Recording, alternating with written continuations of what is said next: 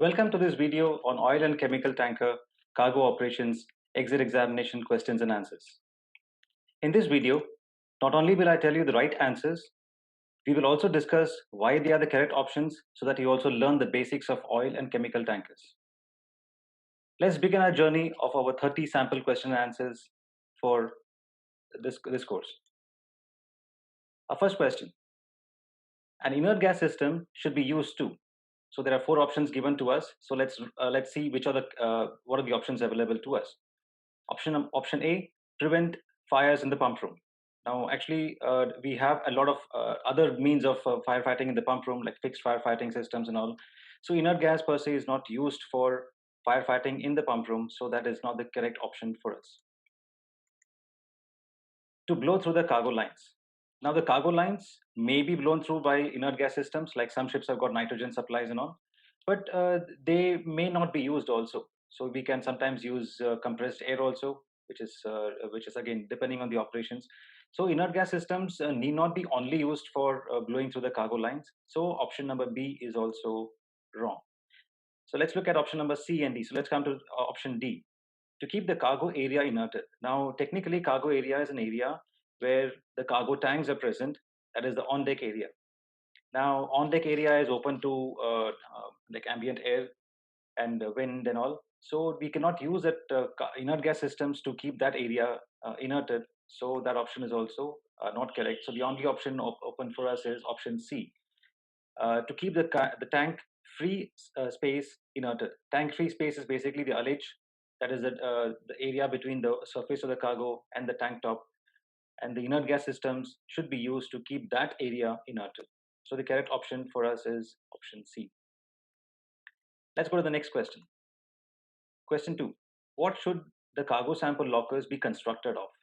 Now, to give you a general brief idea, cargo sample lockers are used for storing the samples which is collected during the cargo loading and dischargings, as in the receiver samples, the ship's retention samples, the upper, middle, lower samples and all.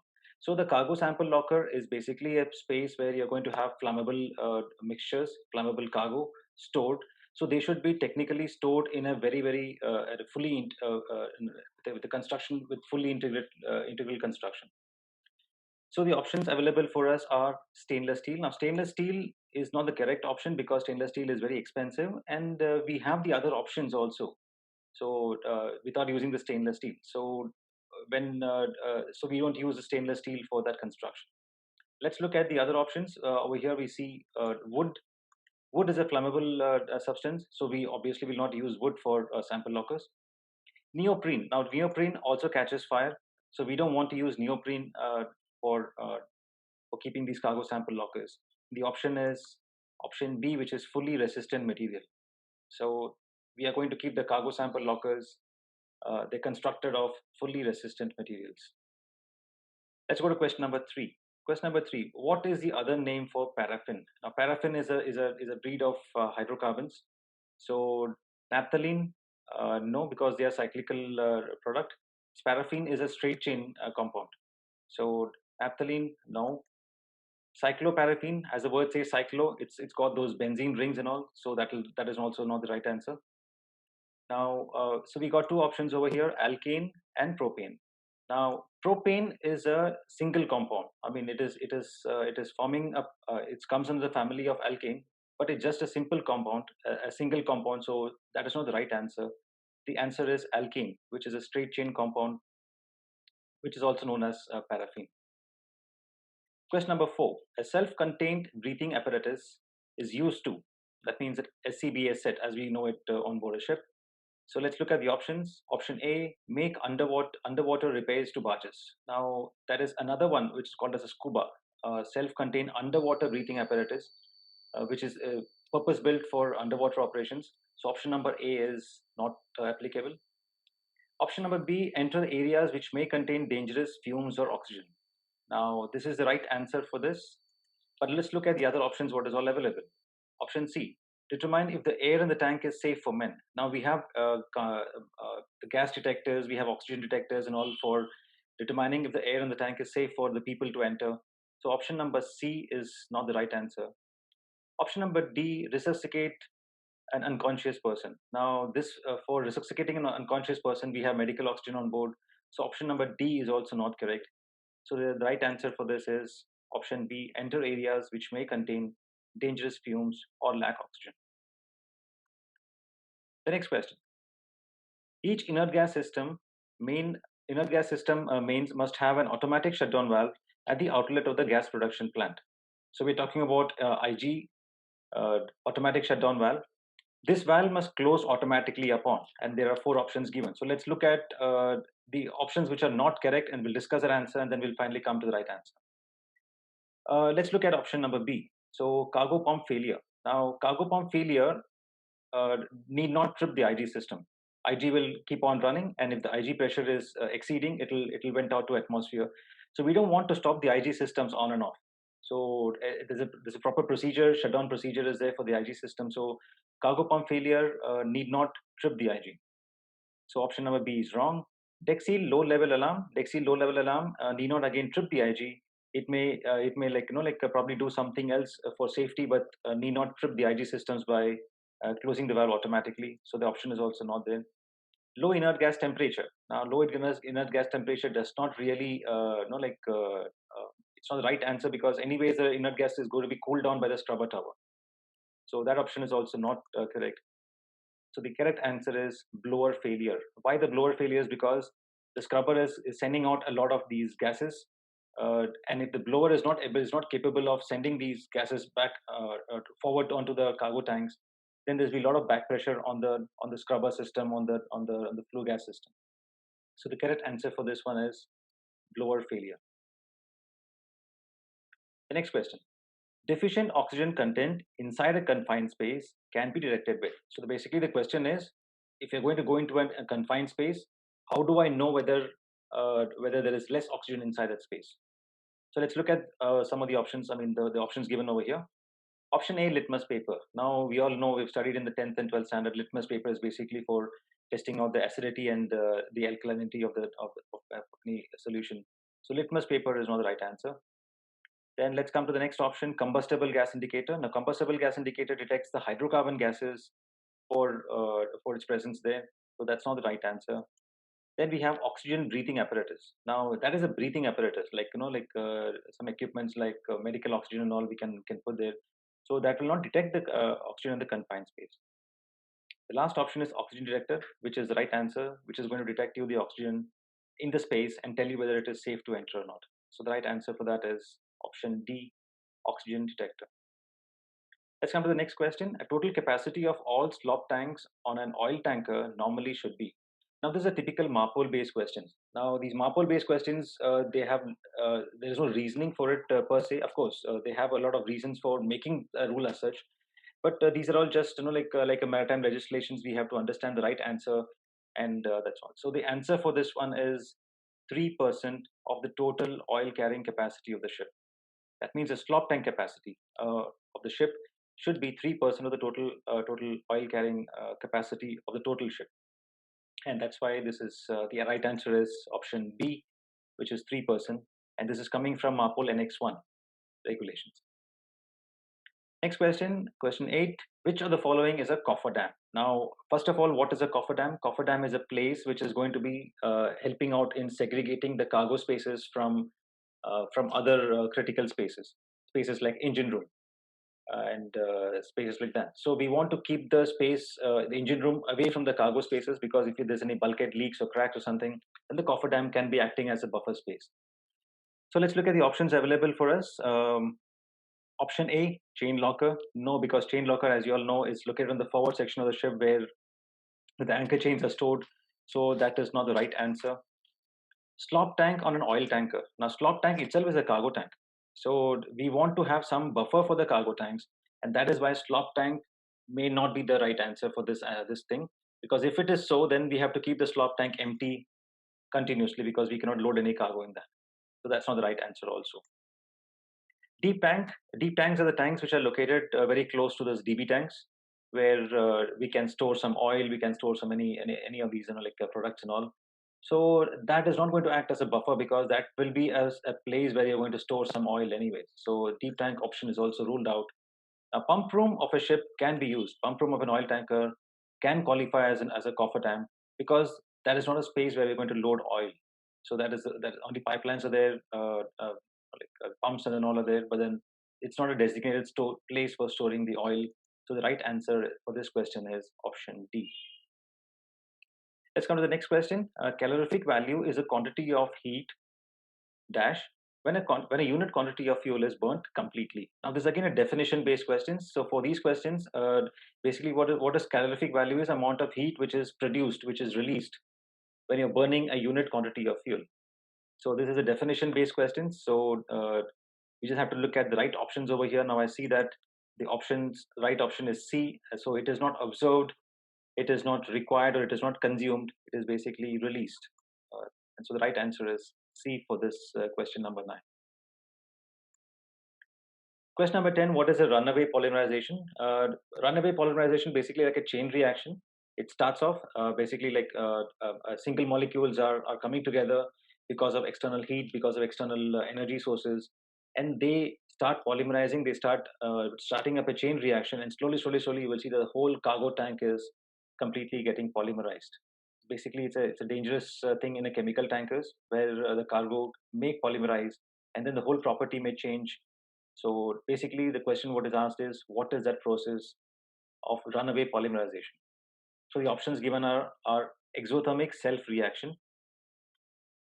So before we come into that, we will see what are the other options available for us. So option B, endothermic self-reaction. Now, in a runaway polymerization, I need energy. We need energy for further polymerization. Endothermic reaction is the reaction which produces cold, does not produce warmth or heat. It is cold. It does not release heat energy. So option B is not there. Both exothermic and endothermic reactions. Now that is a very ambiguous question. I mean, the statement you cannot have we cannot have exothermic and endothermic reactions. It's either or. So option number C is also wrong. Self reaction, yes, polymerization is a process of self reaction, but here we are specifically asking for runaway polymerization. So just self reaction will not do for us. So basically, what is happening? The answer is A, option A. Exothermic self reaction is basically the reactions which are going to release a lot of energy into the cargo itself, and that is going to produce more amount of polymerization. So the answer for this question number 10 is A, exothermic self-reaction. The next question, whose permission to be obtained prior deballasting of ballast at load port or discharge port? Now, a ship comes into a load port with a lot of ballast for stability reasons, and that ballast needs to be pumped out. For some, at some times, we have some reserve ballast when we're coming in for discharge, also probably for maintaining the trim or list or for some reason. So if you're going to discharge that water into the shore, into the port waters, we have to ask the shore people's permission because they may have some ballast water requirements, and they may have some local rules and requirements and all. So basically, we have to ask the shore people's permission. So the options over here are pretty straightforward. Master, chief officer, and chief engineer A, B, C are all shipboard people. So there's only one option where it says shore personnel, that is your terminal representative. So option number A, B, C don't qualify. The terminal representative is basically a shore officer, is a loading master or something. So we generally ask his permission before we do this loading, before we deballast in a port. This is normally done during the initial key meeting with the loading master, where a checklist is filled up, and one of the points of the checklist is any specific requirements for deballasting operations and all. And if your ship is complying with your ballast water management systems conventions, then there is no problems at all. So the right answer for this question number 11 is terminal representative. Let's go to question number 12. Carbon dioxide extinguishes a fire by. This is a basic firefighting question. So there are three modes of extinguishing a fire. Basically, three legs of fire if you're going to take out one by one.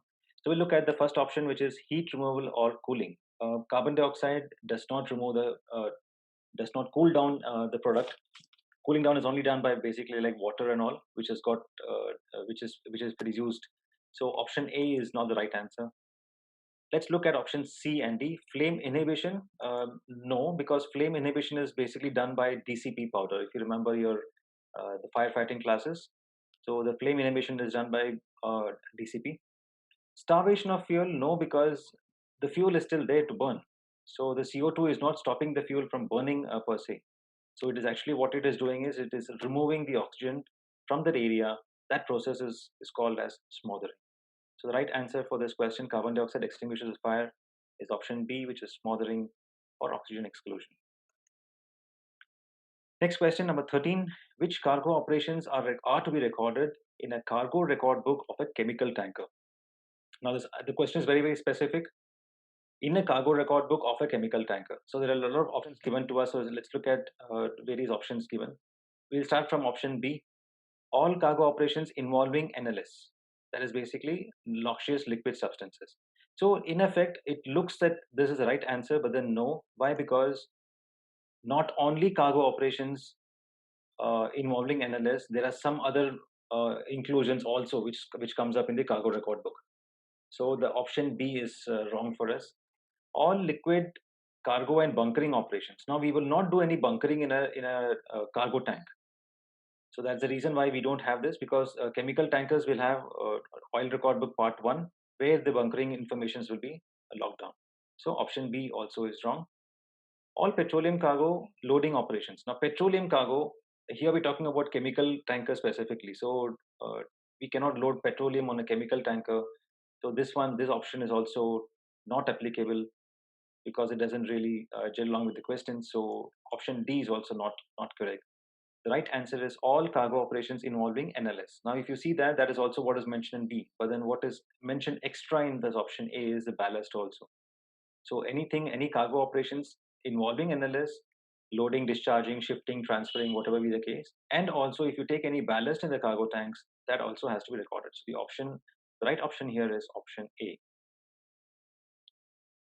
Question 14, in a centrifugal pump. Now there are 4 options given. We have to read each one of them and then see what is what. So here we need to have a little bit basic information about what is a centrifugal pump and how does it work and all that things.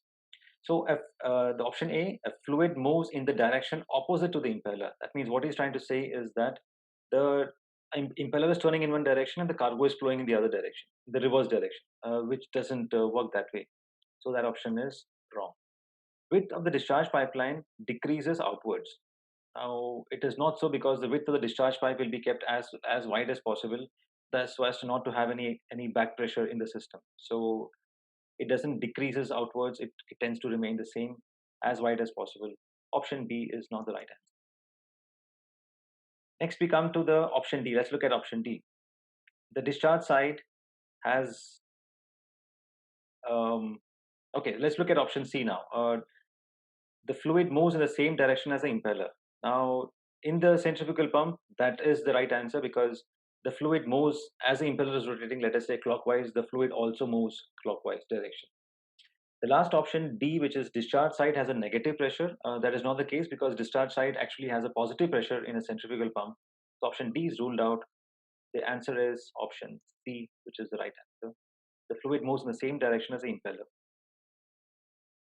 All right. The next question, question 15, ballast water exchange should be done at least dash many nautical miles from the nearest land and in waters at least so and so meters in depth. That means we're talking about a legislation over here, that is the ballast water management legislations. Ballast water exchange comes a part of that. And as I said earlier, these are all legislative like answers. So there is only one right answer for that. So we can easily rule out the answers which are not present, and we can come on to that. So the actual answer is 200 nautical miles. That is the 200 nautical miles from the nearest land and waters of at least 200 meters deep. So this ensures that the seawater over there is clean. There is no effluence. There is no impact of the shore-based system. So when you're going 200 nautical miles, it's quite a bit of a distance away from the nearest land.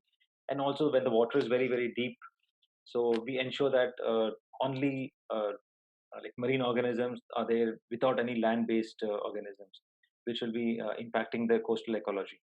The answer is 200 meters deep, 200 nautical miles from the nearest land, and in the waters of at least 200 meters. Question 16. The fitting at the end of a cargo line in a tank that allows suctions to be taken close to the bottom of a tank. That means we're talking about the last fitting which is done on a suction pipe which is ensuring that the suction is taken effectively from the cargo tank. So if you have seen the pictures of your the ballast tanks, or maybe cargo tanks also for that matter, you will see the suction pipe ends up in like an elephant foot kind of a system. So that's what we are asking, we are looking for here. So vacuum valve, no, not the vacuum valve. So that's the wrong answer. Strainer, no, because strainer comes close to the pump side. So strainer is not at that last near at the end of the pipeline. Suction end, yes, the suction end is the right word for it, but then that is not the answer what we're looking for, because we're looking for a structure which is at the suction end. And so the answer is bell mouth. Bell mouth is something like like an elephant feet, which is kind of widened out from there, and then it helps up in drawing the cargo from the cargo tank. The right answer is option D, which is bell mouth. Question 17. This is a statement related question. You are planning to use crude oil washing system during discharging operations in a VLCCs, or anytime when you're going to carry these crude oils and all. What precautions must be taken with the source tank or the washing machine? Now, there are four options given over here. There are many, many precautions to be taken, but here what we are looking for is from these four options, which are the ones which are really relevant to you. So we have to read all these four options carefully and then come to a conclusion. It is not that he's asking like a subjective kind of a question as to what you're supposed to do. From these four, we have to pick up the right answer. So let's look at the options. We'll start from option B. The oil in the source tank must be sampled for compatibility. Now, not really required, because if you're going to do a crude oil washing operations, we don't really need to be. We don't have to really sample it per se, because we have a manual which says which are the crude oils which are compatible and not compatible. So this information is known to us most of the time. So option B is not the right answer. Let's look at option C. Inert gas system must lower the oxygen content in the source tank to a maximum of 12%. Now, if you know the definition of inert gas system, as per IMO, inert gas system is any gas which has got less than 8% of oxygen. So here it says maximum of 12%. That means this option is wrong because it exceeds the definition of inert gas as per IMO. So option C is the wrong answer. The source tank must have been crude oil washed at least once in the past 150 days and all. So this is not the right answer, because the source tank could be any tank. We could have it like when you go for a new ship, take over ships and all. We have to do a crude oil washing from the existing tank. So the ship itself is not even 150 years, 150 days old. So that option is also not the correct option. The correct option is option A. Now, why is that the correct option? Is because it says at least 1 meter must be decanted from the source tank. Basically, what it's trying to say is that you tick off that process is on board a tanker. This process is what is called as a debottoming. So when a ship and a VLCC, when these tankers come ashore, come alongside for discharging, the chief officer first discharges off from all the tanks the first 1 meter of cargo. That is the bottom of the cargo. The reason for that is because generally, when you have a long passage, the water, which is free water, which is floating in, which is trapped in the cargo here and there, slowly starts settle down. So the initial discharges of that 1 meter, if you discharge off, you are trying to take off most of the water content, the bottom settling, the free water as we call it, the settled water which is at the bottom of the tank, that gets discharged off. And now, when you're going to do this crude oil washing of the tanks, the water will not be present there. That means it will be pure oil only and no water. And as you all know, water is a very, very high static electricity hazard. So we don't want to introduce water into those systems where the static charges may get developed. That is the reason why we take off that initial 1 meter of cargo from the bottom of the tank when we start the discharging operations, so that when you are going for crude oil washing system, that crude oil washing, the source will be completely clear of water and only oil will be there, and that by minimizing the static electricity hazard. So the right answer is at least 1 meter must be decanted from the source tank. Question 18. Oil record book part 1 shall be retained on board for a period of. This again is a regulatory question. So the correct answer for that is 3 years since the last entry has been made. That means if I make an entry today, then it has to be maintained for 3 years on board a ship. That is what is called as a retention period of any document, and every document will have based on the rules and regulations. So as far as the oil record book part 1, also for part 2 is concerned, it is 3 years since the last entry has been made. Okay, question number 19. The average explosive range of petroleum vapors mixed up in air is. Now, remember the question. I mean, it says average explosive range. Okay, as you all know, every single gas has got its own explosive range. Like methane is from 5 to 15% of volume. Butane is 1.8 to 8.4. So, like every hydrocarbon gas has got its own explosive range. But here we are asking about an average explosive range of petroleum. If you remember, the flammability diagram is drawn using this particular example of an average explosive range, and there the answer is 1 to 10%. So if you mix up all the cocktail of all the hydrocarbon gases, the average range of petroleum vapors will be explosive between 1 to 10%. So all the other options are wrong: 0 to 1, 12 to 20, 10 to 15. All the options are wrong. It's 1 to 10%, and it is this 1 to 10% which we use up as our examples in our flammability diagrams. Let's go to the next question. Question 20. Combustible gas indicators operate by drawing an air sample into the instrument. After that, what happens is what the question is. So we're looking at combustible gas indicators. So these gas instruments, combustible gas indicators, basically may be used in inerted atmospheres also. So there may not be enough amount of oxygen available over there. So we need to do some artificially. We are supposed to like kind of do some catalytic reactions so that the amount of hydrocarbons can be deducted. So let's look at the options over here.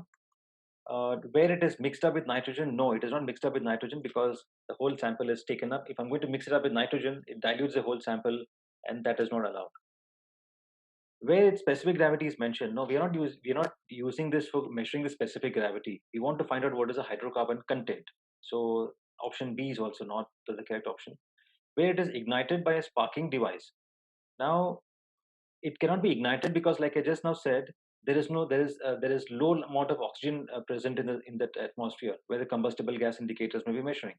So even if I try to ignite with a sparking device, there's no oxygen, so there's no spark, so nothing happens over there inside. So option C is also not the correct answer. So that's also wrong. Last, we have over an electrically heated platinum filament. Now this is the right answer, and the platinum filament acts as your catalyst over which this is electrically heated up, and then it is the signal is passing on through this Wheatstone bridge, and then from there we pick it out, we calculate as to what is a combustible gas indicator present. So the correct answer is answer D, which is electrically heated platinum filament. Okay, question 21. The fresh air intake of the inert gas system. That means we're talking about, like there's a fresh air intake in the IG systems also. IG system not only has got an intake in the flue gas system, there's one more intake from the fresh air from the atmosphere. There's a pipeline which goes to the funnel of the engine room, and from there we take the inlet. The question what is being asked is why is there? What is the purpose of that? So the options are A, when opens where there is excessive vacuum on the deck water seal. Now that answer is not the correct answer because if it so happens, that means we are taking 21% oxygen into our cargo tanks, which is not allowed, which is it's very dangerous. So that answer is the wrong answer. Prevents the flue gas from falling below below oxygen content of 3%. Now we have automatic systems on board which takes care of it. So we don't need to put in external ambient air into the system just to prevent the flue gas from falling less than 3%. So that option is also wrong.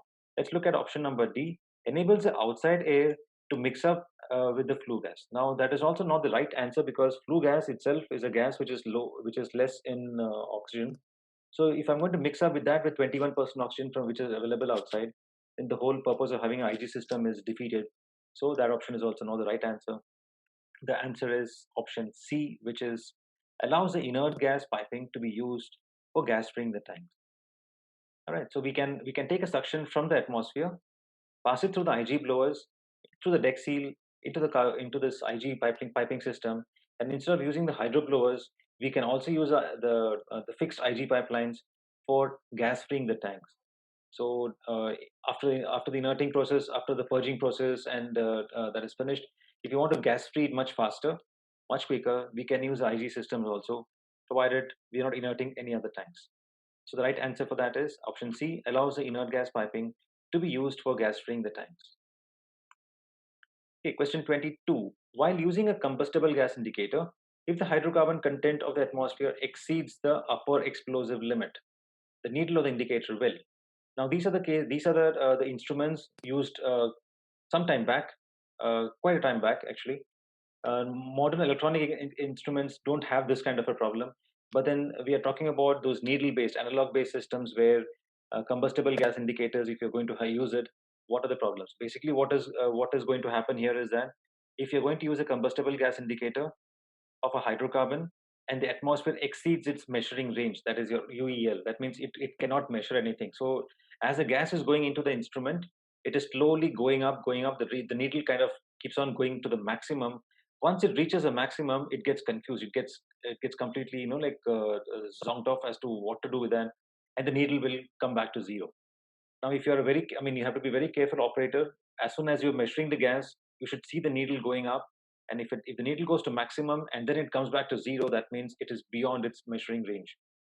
And these instruments were used some time back, about 10, 15 years back, so to speak.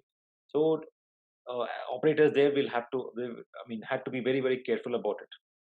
So this again is safety related things, which is kind of this is all something what we had some time back. So the answer is option A, which is move to the maximum reading and immediately return to zero, because it fails to read any value, so it goes to zero. Okay, so as an operator, we have to be very, very careful, especially when you're using these combustible gas indicators. We have to continuously look at the meter and see if it is going to maximum and going to zero, that means it is beyond the range. Because technically, if it is zero, then we think that there is no gas at all. So actually, the gas is beyond the saturation, that's why it goes to zero. So the option B, C, and D are wrong. So remain at zero without moving is not the right answer. Halfway up the scale, no. And move up to the maximum reading is also wrong, because it goes to the maximum reading, yes, and then it comes back to zero. All right, question 23. In case of failure or erratic reading of fixed oxygen content meter, the following operational conditions may be followed. Basically, here we're asking, looking out for the inert gas system. In the inert gas system in the engine room, you have a fixed oxygen content meter, which continuously records the amount of, the amount of O2 in the IG system in the inert gas at source. So if that particular meter fails, if it stops reading, if it stops recording the meter for whatever will be the fault, so what is your action going to be?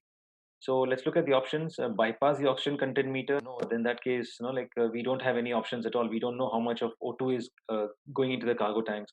So that option is wrong. Use a span gas, 2% oxygen content. Now this is also not really, good, because span gas is not going to tell us as to how much of oxygen is generated. So that option is also wrong. Use of N2 gas for showing the desired level below 5%. That's a cheating actually, because you're not supposed to have that, because actually what we are trying to measure is the amount of oxygen present in the at source of the flue gas. So if I'm going to use N2, that means we are defeating the whole purpose. So that option is also wrong. The last one is use portable oxygen content analyzer and discharge at a slow rate. Why slow rate is because it is going to take some time for us to continuously monitor this oxygen, the portable oxygen content analyzer. That is why we discharge at a slow rate. So you don't have to stop discharging per se. You can discharge, but using a portable oxygen content. So we use at least some means of figuring out as to what is the amount of oxygen which is generated at source. So the correct answer is option D, which is use portable oxygen content analyzer and discharge at a slow rate. Okay, question number 24. Chemicals used for cleanup of deck spills must not be allowed to enter the water when a ship is in port.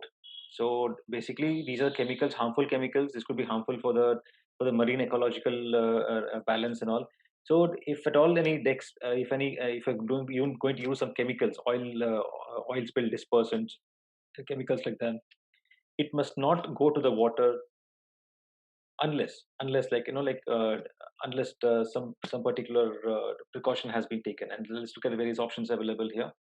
Unless approved chemicals are used for chemical operations. Now different countries have got different rules and regulations. So what is approved, let us say for example in India, may not be approved in Singapore or Australia or any other country. So unless approved chemicals are used for operations is not the right answer. It's basically option D, which is unless permission has been obtained, because unless you obtain the shore permission to use that chemical which is going to be discharged in the water, we cannot use that chemicals. So this again, something about rules and regulations. So the other options, which are A, which is B, is unless authorized by master of the ship. No, it does not so, because the local people, the local regulations have to allow that, and unless authorized by the ship's manager. Now, the ship manager's got no role in this per se over here, because this is something between the ship, which is in the port, and the port control, which is controlling the water bodies and all. The right answer is unless permission has been obtained from the shore-based from harbor authorities. Okay, question 25. What is a flammable range? Now, this is something. Flammable range is an area where any hydrocarbon can catch fire. Hydrocarbon or any other gas can catch fire. So we're looking at an area between the LEL and the U.E.L, or the lower explosive limit and the upper explosive limit. So this answer is also kind of a basic question. So it is not the vapor concentration below the LEL, because below LEL it is beyond the flammable range. It will not catch fire at all. Vapor concentration above 1% volume, also no, because like we were discussing a little earlier, every hydrocarbon gas will have its own specific vapor concentration. So that answer is also not a 1% volume. So that's also wrong. Vapor concentration above U.E.L. Now, above U.E.L, it enters into what is called as a rich atmosphere, like gases over there. So it has got hydrocarbon, yes, but then there is insufficient oxygen for it to burn. So that option is also wrong. The right option over here is A, which is vapor concentration range between lower explosive limit and the upper explosive limit. So that's the right answer for this question, option A. Question 26. Cargo pumps are fitted with.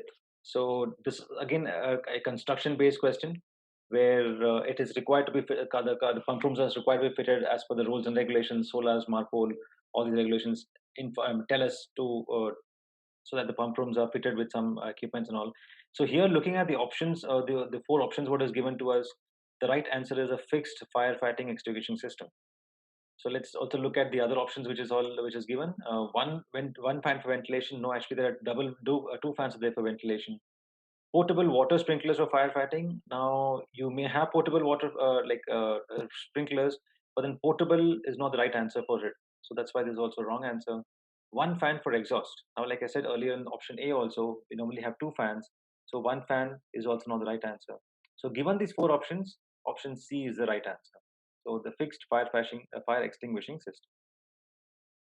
Next question, question 27. Major danger occurs from a vapor cloud if it is. That means the question what is asked is a hydrocarbon gas is released and you have a cloud of hydrocarbon gas. What is going to cause the major damage from these four options given to us? So dissipated into the atmosphere? No, because if it is getting dissipated in the atmosphere, there is no danger at all. It's actually getting much more safer. So this option is also wrong. Reduced in vapor concentration. Now, again, if that happens, it is a good thing for us. It is not a danger. It is actually a desirable thing. So that is also not the answer. None of the above also does not fit into the place, because we have the right answer over here, which is ignited. So it is a major danger if the vapor cloud is ignited, because amount of heat, amount of energy what is released is phenomenal, and a lot of damage can happen because of this. So the right answer for that is option C. The major danger occurs from a vapor cloud if it is ignited. Question 28. What is putrefaction? Now, this is basically again a word what is used in chemical tankers, especially category X, category Y and OS and all. If you're going to carry vegetable oil, and the vegetable oil is allowed to remain there in a place, in a closed place. Let's say we load some cargo in, let's say some cargo tanks. If we discharge the cargo, still some amount of cargo is remnant in the tanks, and then it remains there for a long time. Now that causes decomposition of the veg oils in the stored time. That process is what is called as a putrefaction. So the option over here, if we look at the various options, option number A, which is the correct explains it correctly. Most animal and veg oils undergo decomposition over time in the stored condition. So that's the right answer. Here, the option B is wrong, because we're not talking about mineral oils, because this is a typical thing of animal and vegetable oils. And decomposes when heated. Option number C is also not the right answer, because it doesn't need heat. It self decomposes and applies to option number D talks about applies to all mineral. So it doesn't apply to mineral like petrol, diesel. There is nothing about putrefaction over here. It's a specific example of only animal and veg oils. So the option for this is the right answer for this is answer A, option A. Question 29, steam heating coils are provided in some tanks too. That means we're talking about a cargo tanks fitted with a steam heating coils. Now, basically the steam heating coils are given for heating up the cargo, which are going to get very, very viscous, very difficult for it to flow. The storage, the transit temperature would be in the order of 50 degrees or 60 degrees. So we have to heat up the oil, heat up the cargo, and then discharge the cargo for it to be allowing for it to flow freely. So the right answer over here is it is not to provide the warm water when tank cleaning because we have a tank cleaning heater for providing the warm water. So option A is not the right answer. Option B, reducing the volume of the cargo in the tank. Now, if I have to reduce the volume, what is the point of putting a steam inside? Because steam will actually increase the volume. So that is not the right answer. Increase the volume of the cargo in the tank. Why would somebody want to increase the volume of the tank? Because it doesn't really matter. It doesn't help you out at all. Because the cargo is measured in metric tons, where the volume doesn't come in the picture at all. So increasing the volume of the cargo tank also is not the right answer. The correct answer for this one is to heat the cargo which have high pour point. That means it allows the cargo to flow freely so that the pumps can discharge it much more efficiently. That's the answer for the 29th question. Now let's go to the last question in our this example here. An oil with an electrical conductivity greater than 50 pico Siemens per meter, that's the unit PS per meter, so renders it incapable of retaining a significant electrostatic charge. Now, this is again a definition based. What the question is typically trying to say is that if the electrical conductivity of any cargo is more than 50 pico Siemens per meter, pico Siemens is a measure of charge, and the amount of charge what is accumulated in that is measured as pico Siemens per meter. If it is more than that, if the conductivity is more than that, it allows the electrons to flow freely. That means the charge will be easily dissipated. It will not accumulate the charges. It will be continuously, the charge will get continuously drained. So the question what is asked is, what is that kind of a cargo called? So we have four options: static non-accumulator oil, static accumulator oil. Now in this case, if it is less than 50 picosiemens, it will be called a static accumulator. But now here it is given as it is greater than. So option B is not the right answer. Electrical non-conductor. Now we are not talking about the resistance over here. We are just talking about the conductivity. So that is also not the right answer. Or none of the above is not. Let's look at the right. These three answers are wrong, and the right answer is static non-accumulator. Why non-accumulator? Because it dissipates the electric charge, so it doesn't accumulate any charge with it. So the right answer for this is option A. So that's the end of our sample questions. Thank you very much for watching this video. I hope you have got benefited from the sample questions, not only looking at the answers, but also understanding as to why we are saying that as the right answer. If you would like to see more such videos on this topic and also many other courses, please do let us know. And this OCTO online courses are scheduled every week in HIMT. Book your courses now at www.himtmarine.com. Thank you very much for watching. Stay safe and bye-bye.